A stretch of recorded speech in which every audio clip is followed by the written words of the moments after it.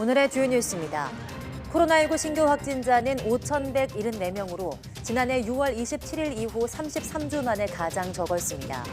위중증 환자도 지난해 10월 28일 이후 108일 만에 최소인 263명으로 집계됐습니다. 5세 미만 영유아를 대상으로 한 코로나19 백신 접종이 오늘부터 시작됐습니다. 기초 접종은 8주 간격으로 3번 맞게 되는데 고위험군의 영유아에게 적극적으로 권고됩니다. 국내 연구진이 폭행과 방화 등 범죄를 스스로 정확히 인식하는 인공지능 CCTV 기술을 개발했습니다. 연구진은 여러 형태 위험 상황을 종류별로 수천 건씩 딥러닝 방식으로 인공지능을 학습시켰습니다. 미국 항공우주국 나사가 리튬이온 배터리를 장착한 전기 비행기의 시험 비행을 올해 안으로 진행할 계획입니다. 앞서 민간 항공기업들이 수소 전기 비행기와 리튬 배터리 전기 비행기의 시험 비행에 성공하면서 전기 비행기 상용화에 성큼 다가섰다는 평가입니다.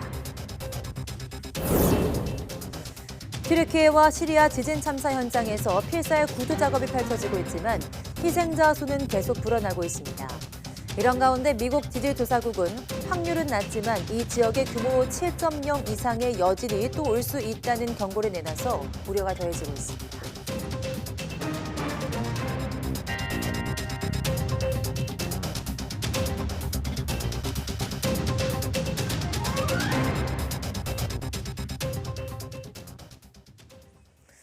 여러분 안녕하십니까? 2월 13일 사이언스 투데이 시작합니다. 오늘 0시 기준 코로나19 신규 환자는 5,174명으로 집계됐습니다. 일주일 전보다 600여 명, 2주 전보다 2,200여 명 줄어들면서 지난해 6월 27일 이후 33주 만에 최소를 나타냈습니다. 신규 확진자는 국내 발생이 5,158명, 해외 유입이 16명입니다.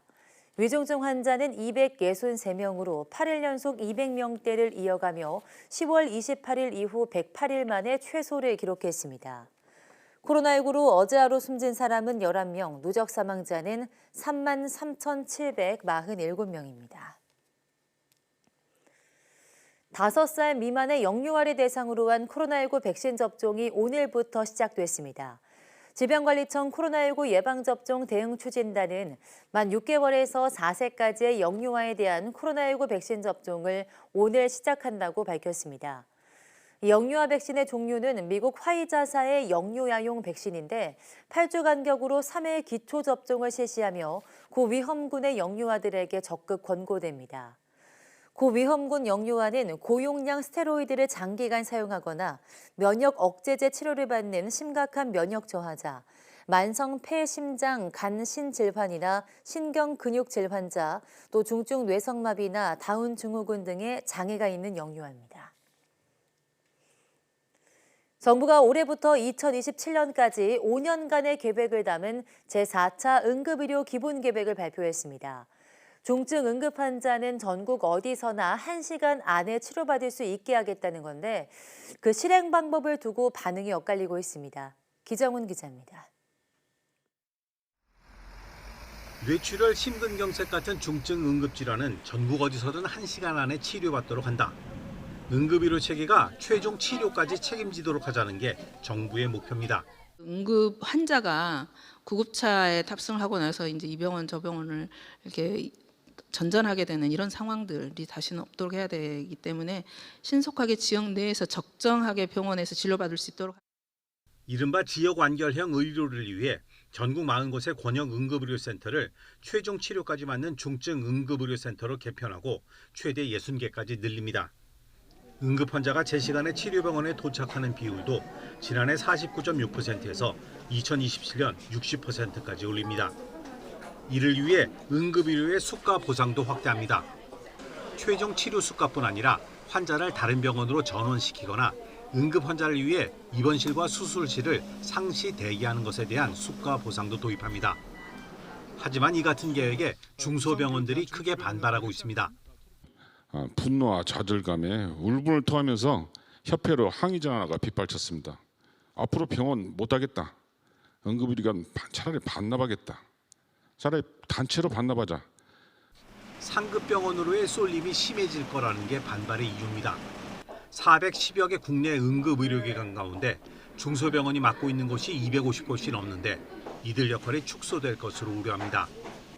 중소병원 대부분이 환자에게 외면받아 어려워지고 투자가 늦어지며 다시 외면받는 악순환이 반복될 것이라는 겁니다. 제 역할을 하던 병원에서조차 인력이 빠져나가고 결국 지역의료 시스템이 붕괴할 것이라고 경고했습니다. 하지만 복지부는 기존 의료 자원의 활용을 줄이려는 게 절대 아니라며 현장 의견을 더 많이 듣겠다고 말했습니다. 1차의 응급의료, 좀 더 경증, 비응급 환자들에 대한 기능을 명확화한다는 게 핵심입니다. 그 지역 응급의료 기관의 개편 방향의 향은 그렇기 때문에 자원 축소나 이런 관점이 아니라는 걸 다시 한번 말씀드리고 있고요. 이런 가운데 강원도 속초의료원이 최근 응급실을 일주일에 나흘만 운영하겠다고 공지했습니다. 이유는 의료진의 부족. 응급의료 체계를 살리기 위한 과감한 조치가 응급 상황으로 처리되어야 할 이유가 하나 더 추가됐습니다. YTN 기정훈입니다. 골다공증은 특별한 증상이 없어서 뼈가 부러진 뒤에야 발견되는 경우가 많습니다. 폐경 이후 여성은 물론 남성도 50대부터는 골밀도 검사를 받고 예방에 힘써야 한다고 합니다. 김평정 기자입니다. 이 70대 여성은 지난해 11월 집 화장실에서 바닥에 미끄러져 넘어졌습니다. 급히 병원을 찾아 아래쪽 등뼈가 부러진 걸 확인했는데 동시에 골다공증 진단도 받았습니다. 화장실에서 나오자 하니까 못 나오겠더라고요. 움직이면 이 온기 딱 부서지는 것 같아가지고 골다공증 4.7이라 하더라고요. 그 4.7은 뭐 어느 정도예요? 하니까 많이 안 좋다는 거예요. 실제로 골다공증은 뼈가 쉽게 부러질 정도가 될 때까지 별다른 증상이 나타나지 않습니다. 지난 2021년에 113만 명이 골다공증 진단을 받았는데 4년 전보다 25% 가까이 증가했습니다. 50대 이상 여성의 비중이 92%에 이를 정도로 폐경 이후 여성에게 많이 발생하지만 젊거나 남성이어도 안심할 수는 없습니다. 골다공증 가족력이나 당뇨 같은 만성 질환이 있는 경우 또 스테로이드 등 약제의 장기 복용이나 과도한 음주 흡연을 했다면 검사받는 것이 좋습니다. 특히 골밀도 검사에서 골다공증 전 단계인 골감소증 진단이 나왔다면 골절 위험군이라고 인식하고 적극적으로 치료받아야 합니다. 50세 이상 그 골감소증 환자가 약 48% 정도로 되어 있어요. 상당히 높은 거죠. 골다공증, 골절, 유병률을 비교해 봤을 때 한 1.7배 정도 높다고 되어 있거든요. 그러니까 골감소증도 좀 방심하지 말고. 골다공증 진단을 받았다면 골절 방지를 위해 먹는 약이나 주사 등으로 골밀도를 높이는 치료에 집중해야 합니다. 골다공증을 예방하려면 걷기와 계단 오르기 등 뼈에 체중이 실리는 운동을 하루 30분씩 일주일에 3번 이상 하는 것이 좋습니다. 뼈 조직은 노화로 점차 약해질 수밖에 없는 만큼 뼈가 가장 튼튼한 10대와 20대 때 충분한 운동으로 골밀도를 최대한 확보해 놔야 합니다. 나이가 들었더라도 한 살이라도 어릴 때 운동하는 것이 좋고 비타민 D와 칼슘이 풍부한 음식도 도움이 됩니다. YTN 김평정입니다. 나이가 들면서 근육이 줄어드는 근감소증 환자도 늘고 있지만 마땅한 치료제가 없는 형편인데요. 식용곤충이 근육 감소 억제 효과가 있다는 연구 결과가 나와서 학계 이목을 끌고 있습니다. 김민성 기자입니다.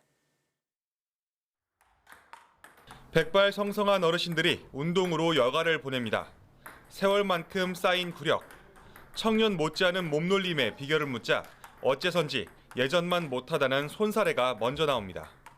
옛날에는 버쩍버쩍 뛰어다니고 그랬는데 지금은 아주 노인 걸음으로 걸음도 걷고 그렇습니다. 이런 무력감은 노화가 진행되며 근섬유 수가 줄어드는 근감소증이 원인일 수 있습니다. 과거 노화의 과정 정도로 여겼지만 이를 질병으로 보고 관리하는 게 세계적 추세입니다. 치료제가 없던 터에 식용곤충, 고소해가 근육 분할을 촉진하고 근감소증을 완화한다는 사실을 국내 연구진이 확인했습니다. 실험용 쥐의 근육세포 배양액에 고소해 추출물을 처리했습니다. 그러자 아무것도 하지 않았을 때보다 근육 분화 촉진 지표인 미오게닌 발현량은 60% 증가했고 근위축 관여 지표인 아트로진 발현량은 36% 줄었습니다. 이번 연구 결과는 국제학술지 라이프에 논문으로 게재됐습니다. 식용곤충 고소해의 근감소증 개선 효과를 과학적으로 증명한 것으로서 식용곤충을 기능성 메디푸드로 그 이용 범위를 확대할 수 있다는 점에서 의미가 있습니다.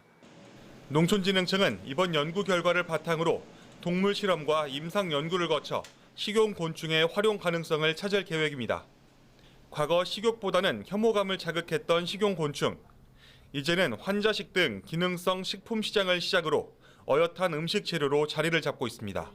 YTN 김민성입니다. 튀르키예에서 지진이 발생한 지 일주일이 됐습니다. 기적 같은 소식도 이어지고 있지만 숨진 사람은 3만 3천 명을 넘었고 내전을 겪는 시리아에서는 정치적인 이유로 구호품 전달에 차질을 빚고 있습니다. 조용성 기자가 보도합니다. 잔해더미 안으로 들어간 구조대원이 누군가의 어깨를 잡고 천천히 들어올립니다. 지켜보던 구조대원들도 힘을 모읍니다. 10살 소녀 쿠디가 150시간 가까운 암흑에서 구조된 겁니다. 잔해 속에서 얼굴만 겨우 보이는 생존자에게 신의 이름을 빌려 긍정의 말을 던집니다. 27세 무함마드 하비브 씨는 10시간의 구조 작업 끝에 살아 돌아왔습니다. Muhammed, iyi misin? Allah dayanışsın. Alacağız seni Allah'ın izniyle Muhammed inşallah. Dua et orada bize. Kendine. 기적 같은 구조 소식에도 희생자는 빠르게 늘고 있습니다. 튀르키예와 시리아에서 숨진 사람이 3만 명을 훌쩍 넘었습니다. 부상자도 9만 명을 넘어 사망자는 더 늘어날 것으로 보입니다. 프란치스코 교황은 지진으로 고통받는 이들을 위해 할 수 있는 것을 생각하자며 국제사회 지원을 재차 요청했습니다. Questa catastrofe, questo dolore di questi popoli che soffrono per il terremoto. Preghiamo per loro, non dimentichiamolo. Preghiamo e pensiamo cosa possiamo fare per loro. 하지만 10년 넘게 내전이 벌어지고 있는 시리아는 정치적인 신경전 때문에 구호 물품이 제대로 전달되지 못하고 있습니다. 지진 피해 현장을 찾은 유엔 인도주의 긴급구호 사무차장은 시리아인들이 버림받았다고 느낄 것이라며 이를 바로잡는 것이 자신의 의무라고 설명했습니다. 영하 10도를 넘나드는 추위 속에 지진이 발발한 지 일주일째. 전 세계는 손을 모아 기적을 바라고 있습니다. YTN 조용성입니다. 튀르키예와 시리아에서 지진 사망자가 급증하는 가운데 지난 6일 발생한 7.8 규모 강진의 버금가는 강도의 여진이 또다시 덮쳐올 수 있다는 분석이 제기됐습니다. 미국 지질조사국은 11일 편의 새 보고서에서 이번 지진 상황과 관련한 향후 전망을 3가지 시나리오로 나눠서 제시했습니다. 이 중 최악의 시나리오는 규모 7.8과 같거나 더 강한 지진이 발생하는 경우입니다. 확률은 1% 정도이지만 현재 피해 지역은 물론 인접 지역에까지 추가 피해가 나올 수 있습니다. 과학기술정보통신부는 튀르키예 지진 피해 대응을 지원하기 위해서 다목적 실용 위성으로 촬영한 영상을 지속해서 제공하고 있다고 밝혔습니다. 과기정통부의 다목적 실용 위성 3호, 3A호, 5호 등은 국제적인 재난 대응 공조를 위한 국제 재난재해 대응 프로그램에 가입해 위성 영상을 제공하고 있습니다. 이번 튀르키예 지진 발생에 따라 지난 7일 오후 5시부터 다목적 실용 위성 5호로 지진 피해 지역을 촬영한 영상을 매일 1회 이상 국제 재난재해 대응 프로그램에 제공했다고 과기정통부는 설명했습니다. 또 다목적 실용위성 3호의 지난 10일 안타키아 지역의 촬영 영상 분석 결과를 소방청에 전달해 한국긴급구호대 활동을 지원했다고 덧붙였습니다.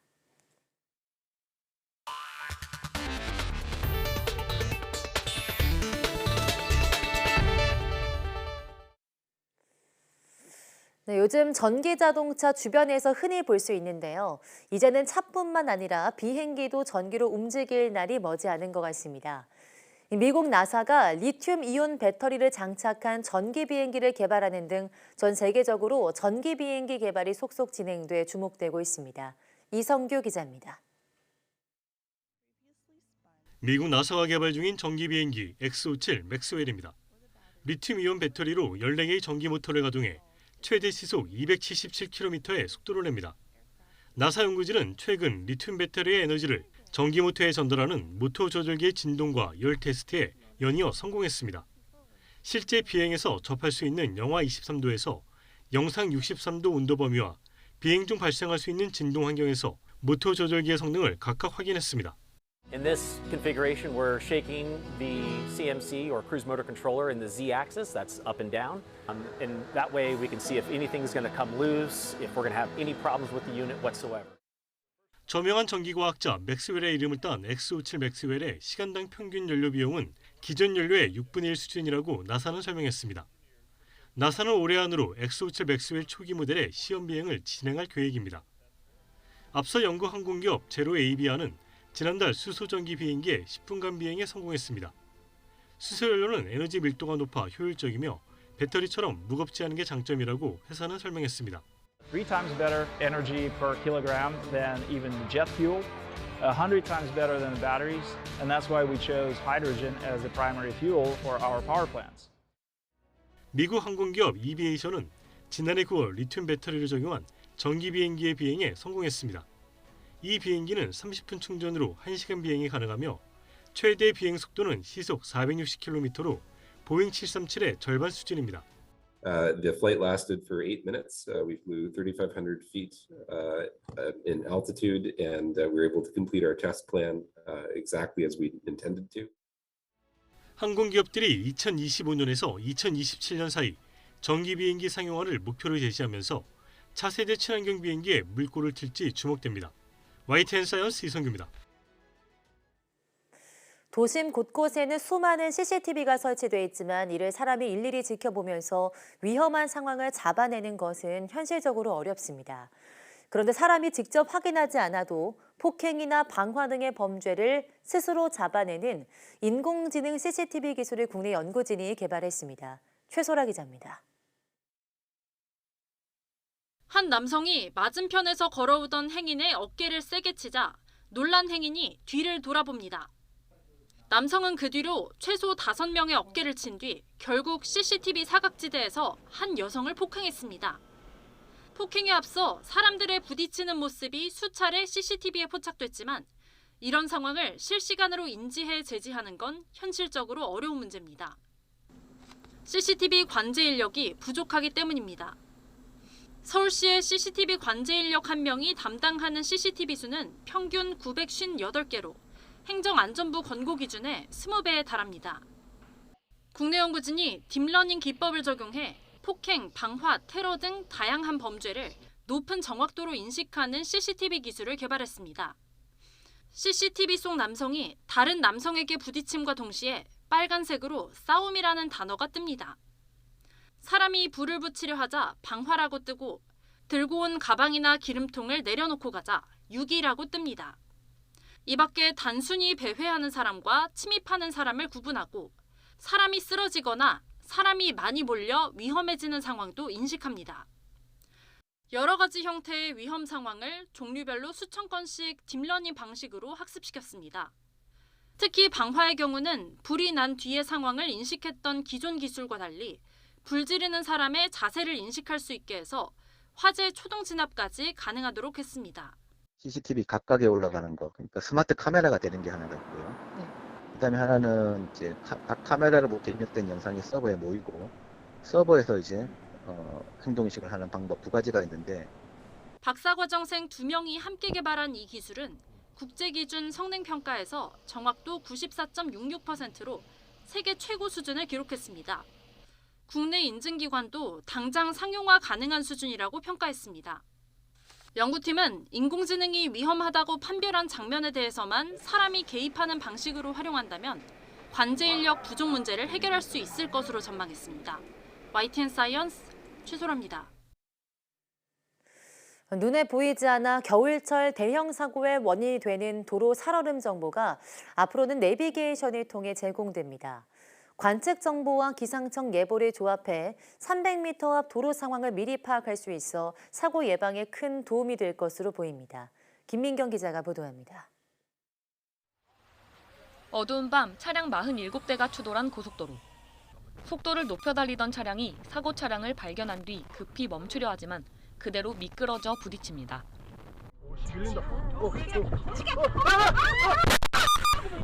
코너를 돌던 차도 미끄러운 도로 위에서 방향을 잃고 도로 옆 시설물을 들이박습니다. 모두 도로 살얼음 때문입니다. 기온이 갑자기 내려가면서 녹았던 눈이나 비가 얼어 눈에 안 보이는 빙판이 만들어진 겁니다. 최근 5년 동안 도로 살얼음으로 발생한 교통사고는 총 4,932건, 사망자는 122명에 달합니다. 특히 주행속도가 높은 고속도로에서 도로 살얼음으로 발생하는 교통사고는 일반 사고보다 치사율이 1.5배나 높습니다. 이런 사고를 줄이기 위해 실시간 도로 관측 정보와 기상청 예보를 조합해 고속도로 살얼음 정보가 형성됩니다. 기존의 AWS와 유사한 장비 외에 노면 상태라든지 노면 온도가 이제 더해졌다고 보시면 되고요. 이러한 노면 상태 정보화를 통해서 도로상의 이제 상태를 예측할 수 있는 시스템이 된다고 보시면 되겠습니다. 도로 살얼음 정보와 관측 데이터를 인공지능이 분석해 도로 살얼음 위험도를 예측하게 되고 그 결과는 교통방송과 고속도로 교통정보 앱, 그리고 내비게이션을 통해 실시간 제공됩니다. 300m 앞에 결빙 위험 구간입니다. 기상청 관측 자료를 바탕으로 실시간 결빙 정보를 받아서 도로 앞 300m 지점부터 음성과 이미지로 함께 확인하실 수 있습니다. 눈길과 달리 도로 살얼음은 이렇게 평소 아스팔트처럼 보이기 때문에 더 위험해 도로 위 살인자로 불립니다. 이 차량 내비게이션을 통한 도로 살얼음 정보는 중부내륙 고속도로를 시작으로 내년에는 전국으로 확대될 예정입니다. YTN 김민경입니다. 오픈 AI의 챗 GPT가 선풍적인 인기를 끌면서 마이크로소프트와 구글 등 빅테크 기업 간의 생성형 AI에 대한 경쟁이 본격화하고 있습니다. 마이크로소프트가 검색 엔진 빙에 인공지능 챗봇을 도입하겠다고 발표하자 구글은 자체 개발한 AI 서비스를 공개하며 반격에 나섰습니다. 한영규 기자입니다. 세계 최대 소프트웨어 업체인 마이크로소프트는 검색 엔진 빙에 인공지능 챗봇을 장착하기로 했습니다. 새로운 버전의 빙에 오픈 AI의 챗 GPT와 같은 AI 기술이 적용됩니다. 이용자가 대화형 언어로 질문을 입력하면 정리된 답변을 얻을 수 있고 추가적인 질문을 통해 더 많은 정보를 얻을 수 있습니다. It's a new day in search. It's a new paradigm for search. Rapid innovation is going to come. In fact, a race starts today. 챗 GPT가 선풍적 인기를 끌자 심각한 위기 상황에 대한 경고인 코드 레드를 발령한 구글은 인공지능 기술을 활용한 새로운 검색 시스템 바드를 공개하며 맞불을 놓았습니다. 텍스트 검색뿐 아니라 지도인 구글 맵과 이미지 검색인 구글 렌즈, 번역 등에도 인공지능 기술을 적용하기로 했습니다. 전 세계 검색 시장에서 압도적 1위를 차지하고 있는 구글과 2위인 마이크로소프트 사이에 무한 경쟁의 막이 오른 것입니다. As we continue to bring generative AI technologies into our products, the only limit to search will be your imagination. 하지만 시연하는 과정에서 바드가 틀린 답변을 제시해 구글 모회사 알파벳의 주가가 이틀 동안 10% 넘게 하락하기도 했습니다. 전문가들은 마이크로소프트가 인공지능 챗봇을 도입해 구글을 추격하겠지만 단기간에 따라잡기는 쉽지 않을 것으로 전망하고 있습니다. 세계 최대 빅테크 기업들이 생성형 AI 도입을 본격화하면서 키워드 검색에만 의존했던 이용자들의 정보 검색이 대화형 질문과 답변으로 새롭게 바뀔 것으로 보입니다. YTN 한영규입니다.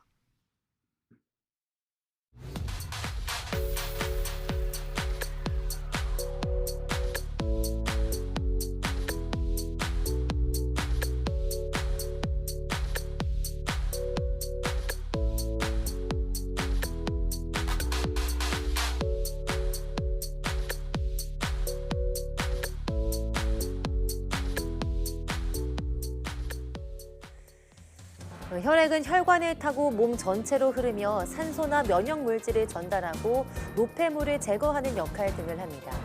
이런 혈액세포에서 생기는 암인 혈액암은 백혈병과 악성 림프종 등 그 세포 종류도 많고 위험한데요.